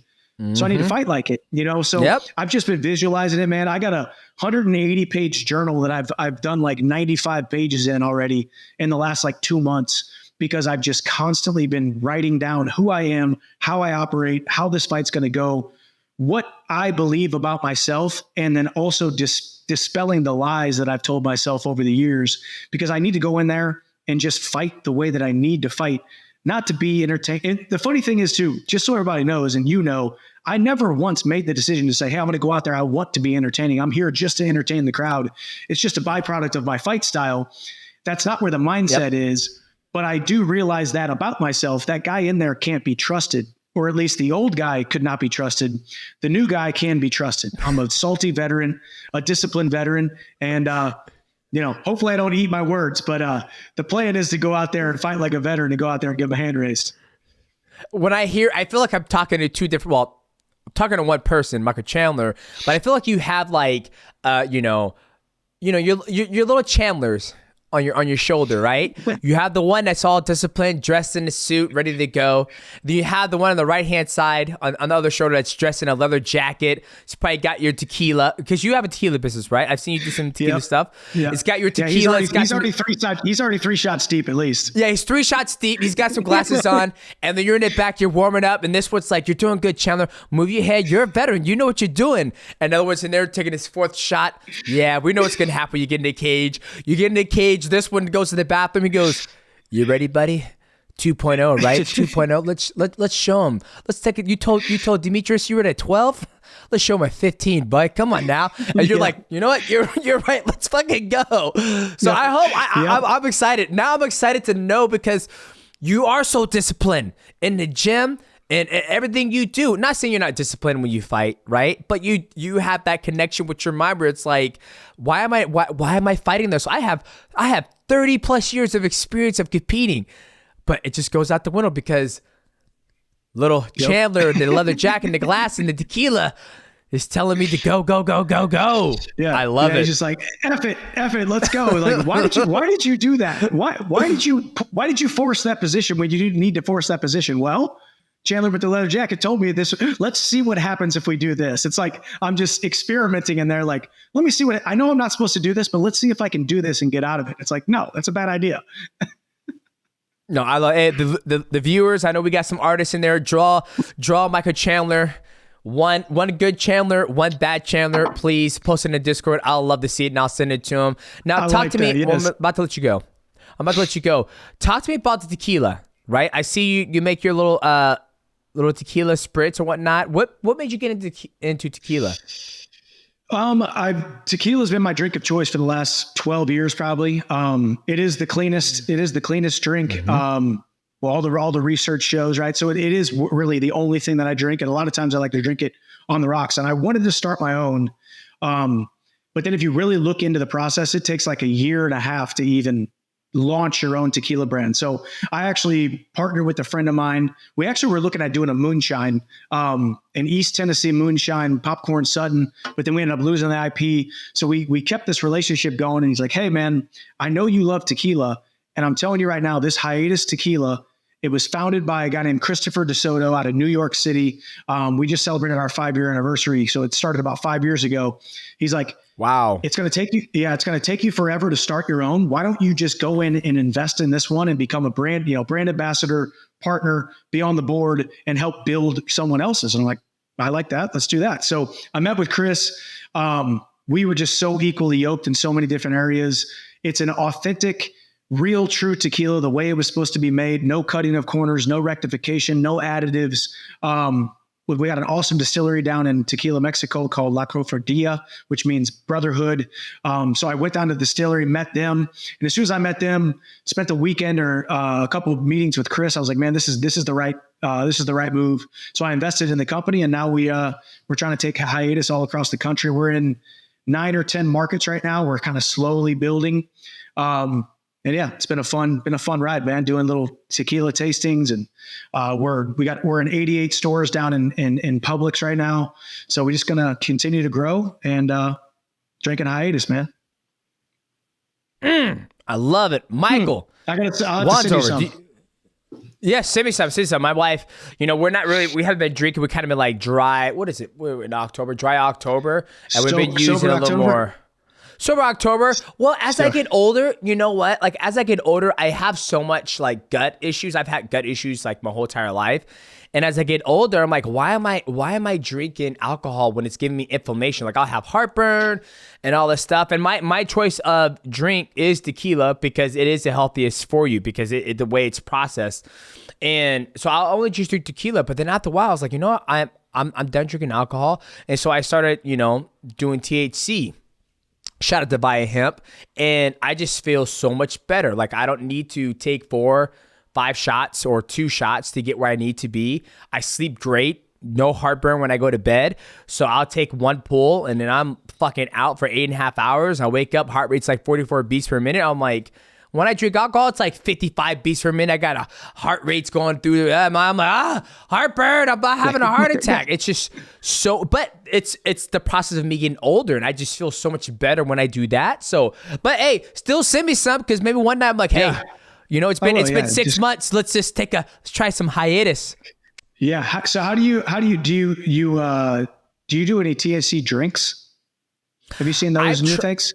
I have tried the drinks and that just fucks me up. Like I feel since a long time ago, about maybe I think it was 4 or 5 years ago, I got hit with SIBO, which is a small intestinal bacterial overgrowth in the small intestine. And I went through all this testing, shit in a bag, giving it to them. They'll test the bag and breathalyzer and all that stuff. And it came out that my body has a hard time digesting fructose, which is found in fruit. So strawberries, blueberries, bananas, Brussels sprouts, anything that has fructose in it is like basically an atomic bomb in my stomach at that time. So when that happened, I was basically eating like just chicken, rice, just clean, nothing really. And then I was like, I talked to the doctor. I was like, man, what can I can't drink beer because of the barley. It will bloat me. I'm like, man, like where am I going to have some vices? And he was like, okay, why don't you try edibles and you can try tequila because it's very good for the gut. It has antibiotics in it. Or, excuse me, probiotics, not antibiotics. That'd be horrible. Probiotics. Could you imagine that you drink a fucking shot? It's like, So I started down that path, and then as I got older, the SIBO went away. I still couldn't have much fructose because it would give me heartburn, and then I started developing heartburn. And then after a while, I was okay, I'm gonna start experimenting with THC. I took a drink, and then I was out for 2 to 3 days just because my body it's slower to metabolite everything. I went to the doctor and I was like, dog, I'm still high after 2 days from drinking this drink. He goes, okay, well, 1, how much did you drink? You're supposed to sip it. And 2, when it goes through, you digest it, you gotta remember it's hitting your intestines, it's hitting your liver, it's in your kidneys, it's going through it has to go through all the process. And he goes, if you smoke it, it's just hitting your lungs and it's going straight to your brain. It's in and out a lot quicker. So I have done the drinks, I've done edibles, and it just depends what mood I'm in. For me, it's like if I have a long day, badass week of training, weight's great, I've been good on my diet, I'll like, you know what, I deserve to treat myself. I'll go outside and, just a little bit, and then enjoy my night. There you go. All right, cool. Yeah, because I didn't know. Yeah, you said you took a pool, so I wasn't sure. Because I don't. But I know my friends Bussin' with the Boys. They're sponsored by that can drink, CANN. So it's got and there's a bunch of, and actually, so I'm actually also part owner of a vertical. It's called Vertical Beverage Group, where they help with a bunch of different beverage, and they've taken on 2 other THC drinks. So it kind of seems like that's trending in that direction where people are like, maybe I'll drink less alcohol and just drink THC or eat THC or whatever. Yeah, and I think for me, it's like I said, I've experimented. Obviously, ladies and gentlemen, make sure you're 21 and over. I'm 38. I'm successful, so I can do this. Don't worry, my kids have clothes on them. They're off to school. They have lunch. They got everything, right? So for me, it's just a way just to relax, right? It's not I'm not one of those guys like, I'm bored. Let me go ahead and just smoke. No, it's more of like, hey, you know what? Everything is good. Everybody's good. You know what? I think I'm just going to take one hit and call it a night. So that's what it is for me. So before we let you go, Michael, my producer Juan's over. Is there anything you want to ask the man before he gets out of here? Yeah, first of all, shout out to Phorm. I know, Mike, they also sponsor you as well. Is that correct? Yeah, I was very light after this last practice. We had a really long, hard practice, and I just made the biggest protein shake with cookies, ice cream cookie Phorm level 1 protein, like the biggest one. And I was running a little bit late, so I just threw everything in there, and I did 2 scoops of level 1. Pulling out the hat. Shout out Phorm. There it is. Giving them some props. The boys. So I also want to ask about your card. So I have a couple questions about the card. First of all, one guy I wanted to ask you about, Bo Nickal. We had him on the MightyCast last week. Someone who you had the story of being a walk-on in Missouri. This is a guy with a very different story. One of the greatest college wrestlers ever. I mean, absolutely ridiculous at Penn State. What do you think about him as someone looking at a guy who went from wrestling, goes very quickly into MMA? Where do you see his ceiling in this sport? He's got an extremely high ceiling. I mean, mainly because I just had Bo here at my house. We did his podcast a couple weeks ago when he was in town. And you can just tell, man, the way he lives his life.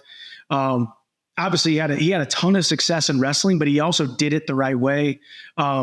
Very disciplined guy, very focused on becoming the best. You know, he's got he doesn't have all the tools yet, you know, physically, right? His hands aren't great. His grappling isn't where it needs to be and all those different things. Of course, because he's only been doing it for a couple of years, right? Yep. But his mind and you know this, DJ, right? You could have all the talent in the world, but if you don't do things right, if you don't really truly see yourself as a champion and hold yourself to that standard, then you might continue to progress physically, but eventually it's going to fizzle out.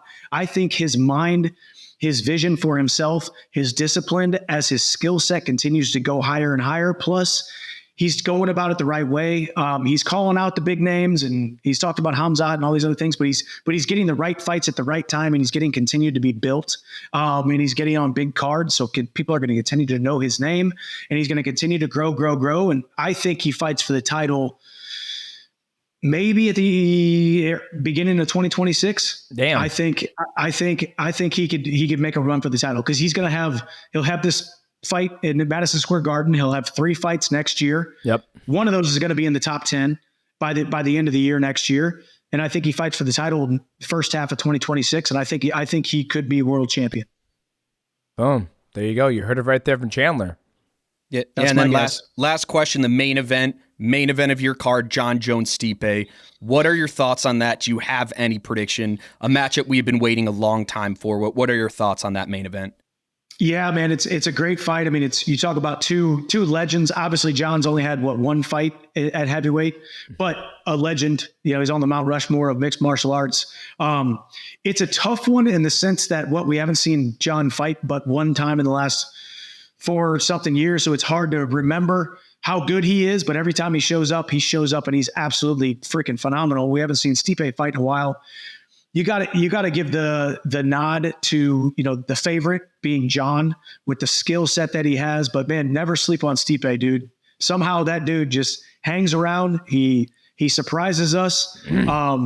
And I think they're both I think they're both doing this one for legacy too, man. Yeah. I think they're both close to, they both have talked about the R word. They've used the word retirement. They're both not going to have too many more fights left. So every single opportunity they have to compete is about retirement or about their legacy. But I think from a skill set standpoint, you got to give that to John Jones, but never sleep on Stipe. Yeah.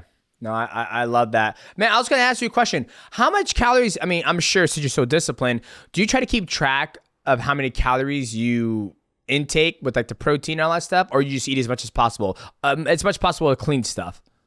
Yeah, no, I don't eat as much as possible, unfortunately. Oh, Man. that's I'm right. Usually, Because you're in a calorie deficit. Yeah, That's right. Yeah, My bad. So I know it's really tough, but it's also I enjoy the suck, man. I enjoy eating. So I actually I've been using the same meal prep company for about the last 8 years called Mega Fit Meals. They deliver them to me. They're right there. I throw them in the skillet. And I've been eating essentially steak and vegetables every single meal for the last 6 weeks. So no carbs. Dude. Yeah, don't get me started on carbs. People are like, Chandler, eat a freaking carb, man. I'm like, dude, I don't, man. I get my carbs from vegetables. Now, that protein shake I just had,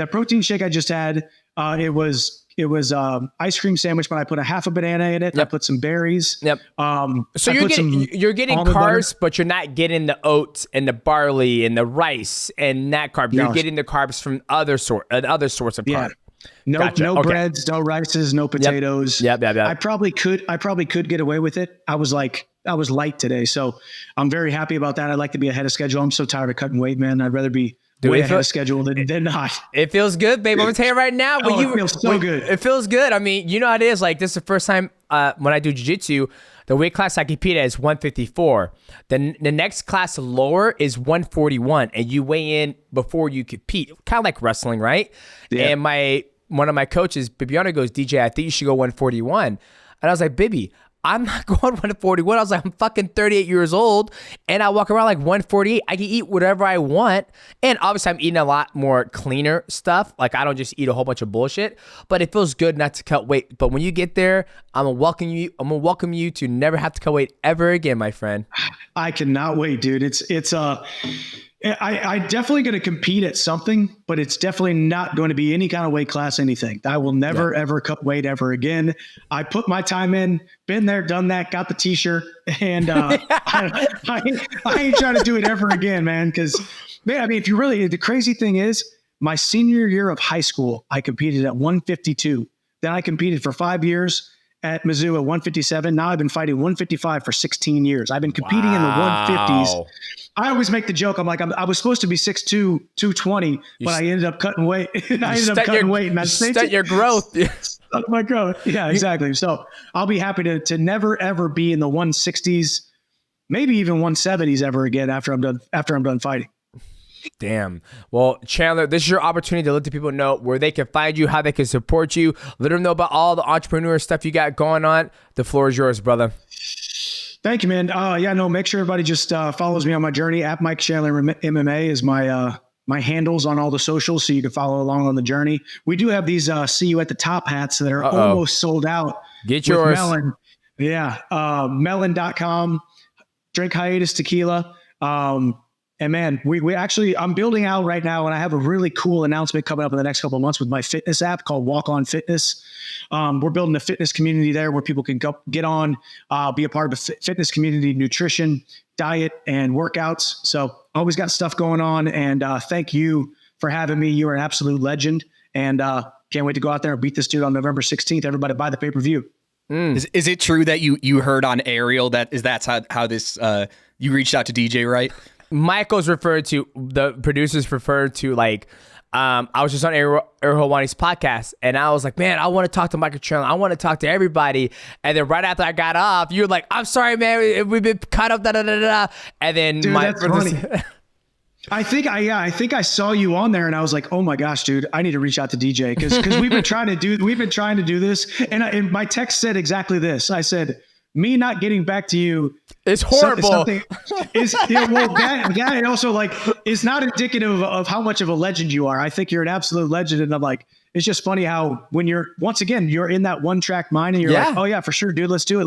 And then It's just crazy, man. So thank you for the time. Oh, no, thank you. And you're so busy, and I appreciate you coming on the show. Like, I've always been a big fan of you for a very long time. I know our wives have talked before. She showed your wife or told your wife how to make a certain type of martini. So, and I love what you're doing in your career.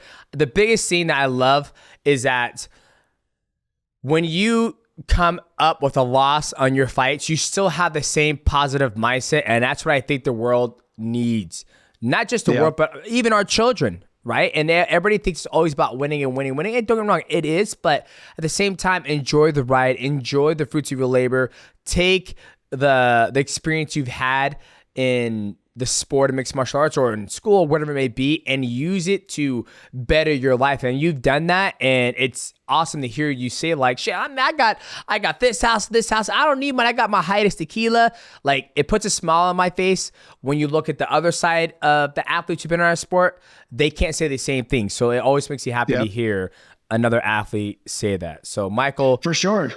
You as well, man. When you were talking to Ariel, you're like, my goal is to make more money outside of the fighting than inside. And you've been given that platform because of fighting. We get this opportunity with all the eyeballs that we got from fighting, monetize it and use it to better people's lives, man. It ain't that hard. All it takes is a little gumption, a little discipline, a little hard work. That's right, baby. You said it best. Ladies and gentlemen, that is our guest, Michael Chandler. Make sure you check out his fight as he takes on Charles Oliveira. Make sure you go buy the pay-per-view. I am your host, Demetrious Johnson, and that is my co-host, Michael Wandover. And we will see you guys at the next episode of the MightyCast. Boom, what's going on, ladies and gentlemen? Welcome back to another episode of the Mighty Recap. And this is the part of the episode where we recap everything we just went through with our guest. And our guest was Michael Chandler. It's kind of weird he doesn't have a nickname, but Michael Chandler, say the least. I think it is. Is it not Iron? I mean, I guess Iron Mike. It might be Iron Mike. Yeah, I'm not sure. I wonder if that's just like an official nickname, or I want to check if Sure Dog's the one to believe. But yeah, there you go. It is. They got Iron. I don't know if Iron. Bruce. After this, I'll figure out if Bruce Buffer says it, because I don't believe Bruce Buffer says it. But yeah, I don't think so. But the biggest thing I loved about talking to Michael was when he was going off that it was okay for him to take 2 years off from the sport of mixed martial arts. Like, he's got rental properties, he's got his tequila, he is a entrepreneur, and that always makes me happy, because there's going to be so many guys who are great fighters that might never become a world champion, but they were able to utilize the platform they had, and they were able to utilize the funding they got from their fighting to be able to build passive income. And that's the biggest thing. I'm on the path right now where if I decide, if I was like, hey, I'm not doing a MightyCast anymore, everybody's like, well, how are you going to make money? I was like, I invest in my money very well, and I'll be fine. I don't have to grind. I get to do this because I enjoy doing the podcast. And it's kind of interesting to get context on, like, when he does fight, he does go to a 12. Like, that's one of the things I always worry about when he does fight, is that he's so exciting, he's so athletic, so explosive, so intelligent, that he goes out there and he just blows his, I don't want to say he blows his wad, but he does go to a 12 and he just pedal to the metal. And then typically, if he can't finish the athlete's able to recover, and then it becomes more of a fight, and then he ends up losing. Like when he fought Charles Oliveira the first time, he dropped him. Even when he fought Dustin Poirier, he hurt Dustin Poirier as well. Dustin was able to come back and get the win against Michael Chandler.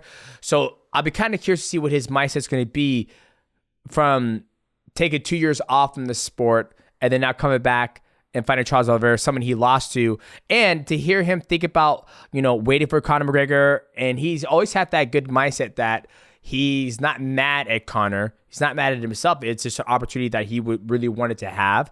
And it wasn't about the money. It was just the competition. And potentially fighting Conor McGregor at 170, not 155. So other than that, man, I enjoyed talking to Michael Chandler, and I can't wait to see him fight Charles Oliveira. I have never seen a fighter get more shit in my life for being entertaining.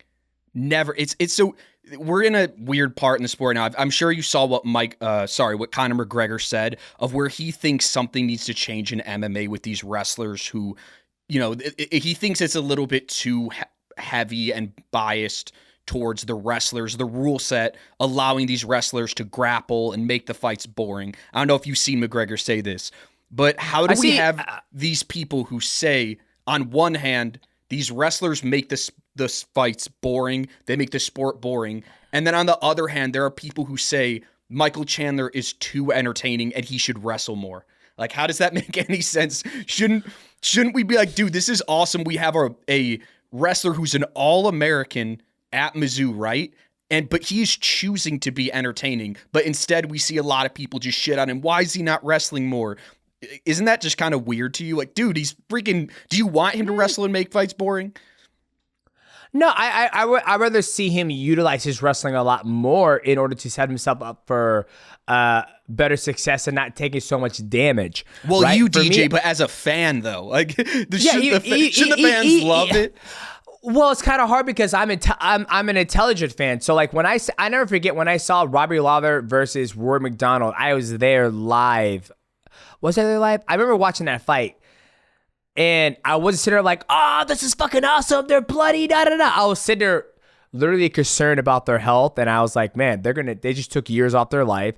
And I hope they made a lot of fucking money because they took years off their life. So for me, I would like to see Michael Chandler use more of his wrestling and his grappling ability along with his exciting style on his feet. That's just me as a person, even as a fan. Even when I watch Francis Ngannou, I think he's absolutely amazing. What he did to his last opponent, he wrestled him and grounded upon him. Flawless fight. He took no damage whatsoever. So for me, I'm entertained by the art form of mixed martial arts. I don't need to be entertained by two guys just beating the living shit out of each other. That's just me as a person. Now, as for the casual fan or the hardcore fan, they might want something a little more. They might not be fans of wrestling. I think Conor McGregor could use some wrestling in his style. That way he doesn't have to worry about, always going to work. But once again, this is just me. I like to use the whole skill set of options to my arsenal or my what's what I'm looking for? At my exposure, I can choose whatever I want to do in the fight. When you box, all you gotta do is box. You can't wrestle, you can't kick, you can't grapple. If you don't want to watch people who wrestle, go fucking watch MMA. Go watch that MMA. Go watch Muay Thai. Go watch boxing. Go watch kickboxing. You don't have to worry about wrestlers. I agree with you, but where I still here we see Johnny Eblen, right? This is the fight that got Conor McGregor heated. Come out, look around, fuck off, listen. Maybe it's gonna try and wow!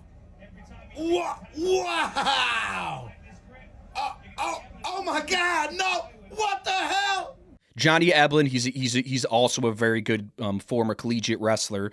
His style is just pure wrestling, right? He goes against Leon Edwards' brother, Fabian Edwards. It's pretty much a wrestling match. We see Bilal Muhammad versus Leon Edwards. We see Merab versus Sean O'Malley. So I'm looking at it from that perspective. Do the fans, and I agree with you, there's a happy medium, right? That Michael Chandler's not reaching. But from a fan perspective, I find it crazy that they just look at Michael Chandler and could be critical of his style when there's this contingent of fans who are very critical of these, the Merab, the Bilal Muhammads, the Johnny Evans. That's kind of the point I'm getting to. So from a fan's perspective, I didn't get the chance to do it, but I love fighters like Michael Chandler who are just, they know I'm going to put on a fucking show. I'm going to do it, and I'm going to do it at my own health. I'm going to do it at the risk of getting another title shot because if I lose, I'm going back down in the totem pole. He's doing it just because that is how he is built, right? Tyron Woodley said it all the way back to being a walk-on at Mizzou. He works harder than anyone. The coach had to force him 72 hours. I do not want to see you. Don't come back here. I want to see your face. It's always that saying, right? You can't speed up a horse, but you could slow it down. So I think I understand that. There's a happy medium to reach, but as a fan, I appreciate it. I would hate for Michael Chandler to become just this, I'm a guy who's an NCAA All-American wrestler. I love his style. I want him to keep doing it. It might not be great. Like, he might not become a fucking champion. Suck now. All you do is wrestle. but isn't this why he got the McGregor fight, right? That's the fight that every single lightweight wants more than the lightweight title potentially, or as much at least. He got it not because he was, just wherever he was in the rankings, right? He got it because McGregor looked and he's like, this is a guy who I know is going to be an entertaining fight. He's not going to be a guy who's going to wrestle me. So I think there's something about Chandler. His style did get him to where he wants to be. Maybe he has not been the lightweight champion in UFC, but he was in Bellator. So I think he has reached, I think he succeeded more than even he realizes legacy-wise. Like if he was to hang it up, and he's the same age as you, right? So if he was to hang it up in this next year, I still will look back at him like, fuck, banger every time, really every time you got a Michael Chandler fight, you got 100% of him. I know I'm sounding biased towards him, but I just appreciate the dudes who like, fuck that Charles Oliveira, Michael Chandler. What scenario would that fight be boring? Nowhere, because they're good everywhere. Like even Charles, like I love that he mixes everything in. I love that he goes to the ground and he uses his jiu-jitsu to his ability. And I think to get back on that point where you have Conor McGregor saying like you can't have these wrestlers come into sport and just out wrestle people. Once again, let's go back to the infancy stage of mixed martial arts. The infancy stage where they made this sport to decide what is the best art form that beats all of them. Right? That was the very infancy stage, the starting of the sport. You had the boxer who just boxed. You had the karate guy who just did karate. You had Horace Gracie who just did jiu-jitsu. You had guys who specialize in a art form. Now we're in 2024. You're saying that we can't. You're. What do you think's gonna happen in the street if you got in a fight with somebody? They out wrestle you and they beat the shit out of you. I don't see a problem. I guess it's almost at the same point where I hear people like guard pulling in jiu-jitsu is bad. And it's like, no, if you don't want him to pull guard, then you pull fucking guard. Then let me pass your. That's how I always look at it as a standpoint as a purist, an athlete who's competed for 20 plus years. That I'm not gonna allow somebody to be like, oh, wrestling's not exciting. Okay, then don't watch. I don't give a fuck. Don't watch. That's how I am, But that's what it is. But I love Chandler. I think the way he fights is absolutely exciting. I mean, he's bonus every single time he's fought. And if he were to use a little wrestling, I'm not gonna bat an eye. If he was to go out there and just take Charles Oliveira down for 15 minutes and pass his guard and beat the shit out of him, I'm not gonna be like, wow, that was a horrible fight, Chandler. I wish I had Chandler 1.0. I'm not gonna say that. I've never been that type of fan. Even when it's like anything else I've watched. That's just me as a person. But, I'm one person. I'm not all the fans out there. No, and we got MSG this weekend. We had Bo Nickal on last week, and we had Michael Chandler obviously on this week. So just looking at the card, I do got to say it's a little bit weaker of a card than we're used to for MSG. But with that being said, though, Jon Jones Stipe, even with all the negativity that fight has gotten, I know we all want to see Jon Jones, Tom Aspinall, but with that being said, I'm still excited for it, right? I mean,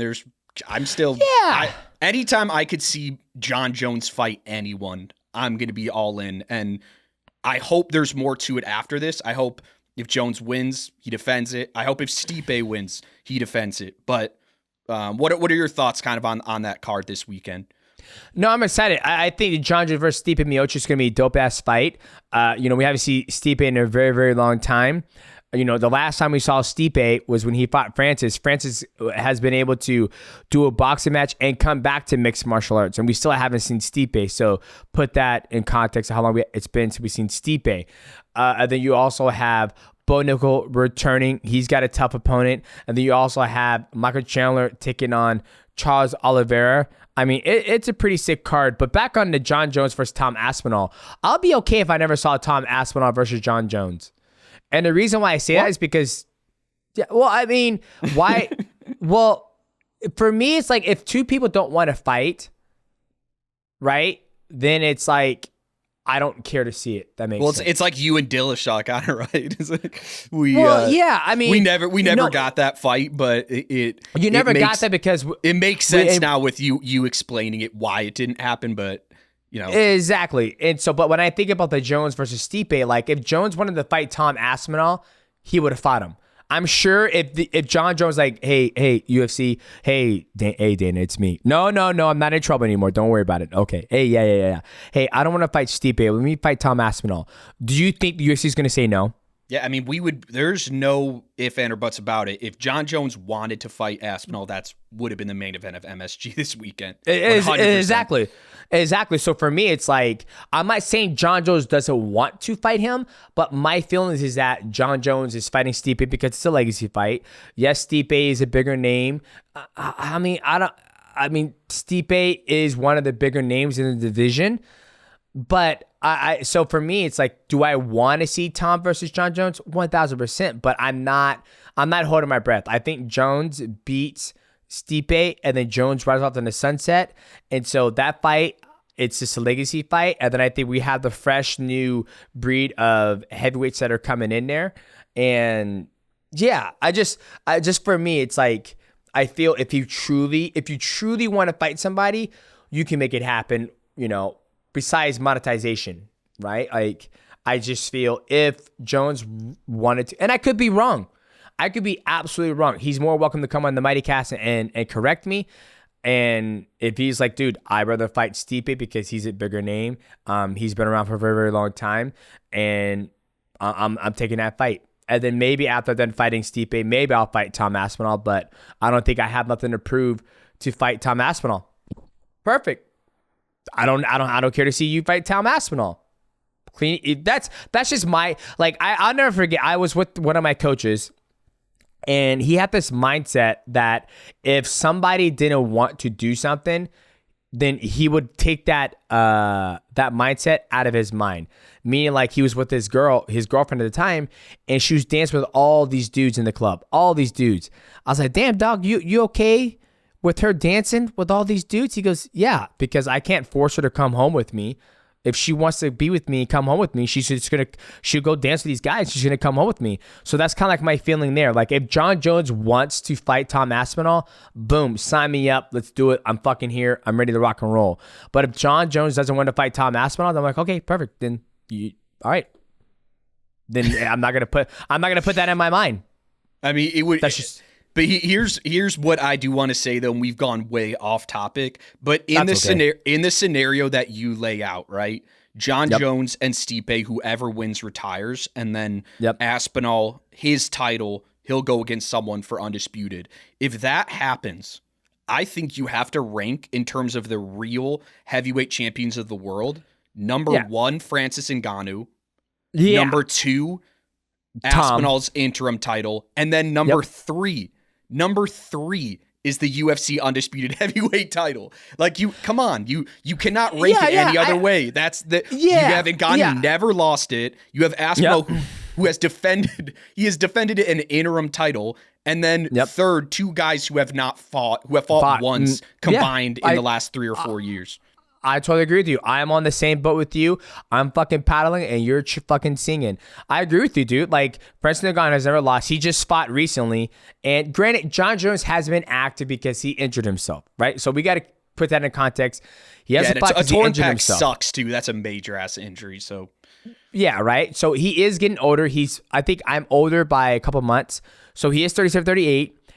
And I'm pretty sure he's got enough money in the bank where he doesn't have to fight. So him fighting Tom Aspinall, it proves nothing to him, right? He's came out and stated that himself. I've read it. He said that. So with that being said, I can't put somebody, and I don't think this is John Jones's goal, as one of the great heavyweights in the UFC. I would put Andre Arlovski above John Jones because he had way more fights at heavyweight, right? I think he has more title defenses at heavyweight. I would put Stipe way over John Jones, even if John Jones beats him. Yeah, even Daniel Cormier. Even probably Daniel Cormier. I would put Daniel Cormier. Stipe. I would put Stipe himself, even if he loses this. Because this is a 42-year-old Stipe. He was a fucking monster. I think that's the issue with this fight, right? They're billing it as legacy versus legacy, but it doesn't affect Stipe's legacy. If he wins, holy shit. If he wins, okay, then we could talk. But if he loses, I don't think it hurts him. I don't think it hurts Stipe's legacy at all. So yeah, and I think for the viewers, look at this concept right here. So John Jones is he is the greatest light heavyweight we've ever seen in the world. If somebody from light heavy, what's the next weight class? Light heavyweight, it'd be middleweight, 185. That's such a big fucking jump, 185 to 205. Let's say who's at 185 pound champion right now? Dricus du Plessis.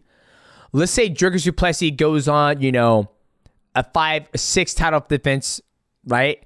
Then all of a sudden he goes, I'm going up to 205. I'm going to win the belt. And then I'm going to defend it, and we would not consider him one of the greatest light heavyweights in the world just because he has 2 wins in a division. We wouldn't do that. That just discredits everybody. That would discredit what John Jones has done in that division. Does that make sense?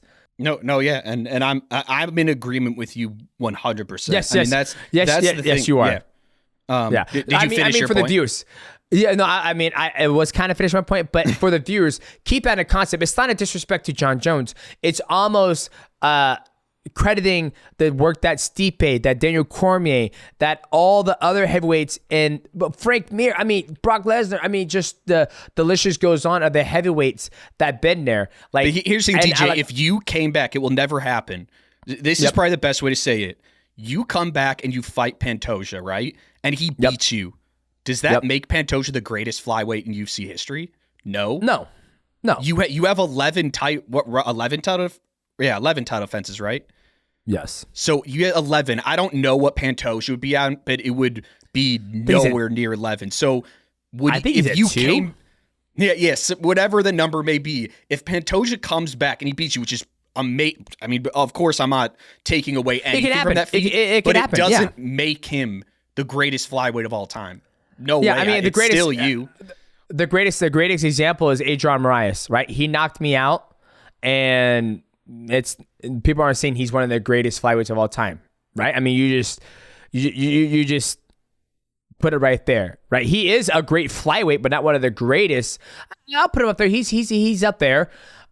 So I know we went on a tangent, ladies and gentlemen, about the whole John Jones versus Stipe Miocic because I think a lot of people don't talk about it. I think a lot of people don't talk about it, and I think a lot of people are scared to talk about it, or maybe they don't care to talk about it. But as us being fans of John Jones, Stipe, Francis, Tom Aspinall, I think it doesn't hurt to talk about it because these are like the internal battles we have as fans when we watch this fight that's about to play out between John Jones versus Stipe Miocic, where it's like, yes, would I have loved to see John Jones versus Tom Aspinall, the heavyweight champion, fighting the interim champion? 1,000%. But since John Jones doesn't want that, I don't want it anymore. So I've taken that image and threw it out my mind until after this fight happens. We will see what John Jones decides to do. I think he rides us to the sunset. Rightfully so. He's had a long career. There's nothing for him to prove.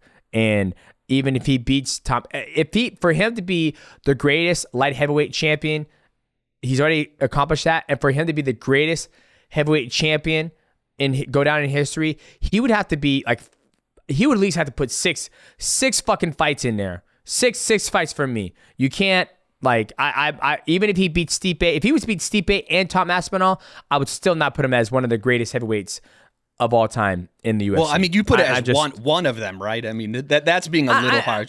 I agree with the point you're making of greatest. That's three fights. Yeah. Well, it's 3 fights. 3 fights. Yes, you can't. Cyril Gane, Stipe, Aspinall. But I will say though, if he did that, like, fuck. We're speaking hypothetical, but even I would be like, fuck, he's in the conversation at least. Yeah, I don't know. I guess. Once again, what defines great, right? Like, what defines great? We already know his skill set is great. It's far not one of the best out there. But what defines great? What defines a person getting that title to be called one of the greatest in a division? Are we going to call GSP one of the greatest middleweights ever just because? No, I'm not. Just because he won the middleweight title versus Michael Bisping. And if he was to defend it, you know what I mean? So it's not like what John Jones has done before. What he has done hasn't been done before. Right? You look at Henry Cejudo, he's done something that nobody's truly ever done before. He's beat me, he's defended the belt, he goes up the bantamweight, he wins the belt, and then he defends it. I don't think there has ever been another athlete in the whole company history of all of mixed martial arts that I could think of right now who's done that, right? John Jones is going to get the opportunity, right? But here's the flip side. Henry Cejudo has done it against the number one contender. It was never against somebody who's been out for 4 years, who's coming off a loss. He beat Marlon Moraes, knocks him out, 135, becomes a champion. Then he turns around and defends it against Domino Cruz, one of the greatest bantamweights in that division. He beats me. Who does he defend it against? TJ Dillashaw, the champion of 135. Like, so what Jon Jones has done, you know, Michael Bisping has done. He was the champion at 170, left the sport, came back, knocked out. You said Michael Bisping, but I'm excuse me. GSP has done it. He was a champion at welterweight. He left the sport. He came back and fought Michael Bisping, ended up choking out Michael Bisping. Then he left the sport. Jon Jones, he never left the sport. He was a light heavyweight champion around the world, He went up to heavyweight, put on a lot of weight, beat Surugane, gets that belt. Was that a vacant belt? Yeah, that was a vacant belt because the true heavyweight champion of the world left to make more money. So it was a vacant belt. He becomes a champion. Now he's getting an opportunity to defend it. So long story short, in 4 years, you're going to come back and you're going to win the 135 title in the UFC, and then we're going to call you the greatest bantamweight of all time. That's what's going to end up happening. Pretty much. But boys, Michael Chandler was absolutely a treat. Make sure you check out all the things he's got going on. Check out his hiatus, Tequila. Check out his fight against Charles Oliveira. Check out PrizePicks. Shout out to Phorm for keeping us hydrated and fueled for this episode of the MightyCast. I am your host. PrizePicks. Make your picks. I just said that, motherfucker. Get your PrizePicks in. I want to show off my hat. They sent me the sick hat. I always see Sean. I sent you that hat. Don't give them credit. I always see Sean O'Malley wearing it at the gym here in Phoenix, and I'm just like, that's a sick hat. It's got I forgot what side it's on. Oh yeah, it's got some cursive. There you go. They don't even do cursive anymore in school. It's unfortunate. But boys, I am your host, Demetrious Johnson. That is my co-host, my main man, Michael Wandover. And let us know in the comment section below what you guys think about this episode of the MightyCast of Michael Chandler. And let us know what you thought about the recap. We went on a very, very long rant about the card, the state of the division of Jon Jones and Tom Aspinall and Stipe Miocic. Let us know what you guys think. If Jon Jones beats Stipe Miocic, will you guys consider him one of the greatest heavyweights of all time? Granted, he's only had 2 fights in a division. Or you guys agree with me and Michael? Like, Jon Jones is he is the pound-for-pound best fighter in the world, but it does not make him, I don't know, he might come back and say, that does make me the greatest heavyweight of the world. I don't fucking know. But in my opinion, he doesn't get that check mark from me unless he does a lot more. Not that he's looking for that check mark from me. Let us know in the comment section below. Subscribe, hit the bell to know when we go live, and we will see you guys at the next episode of the MightyCast.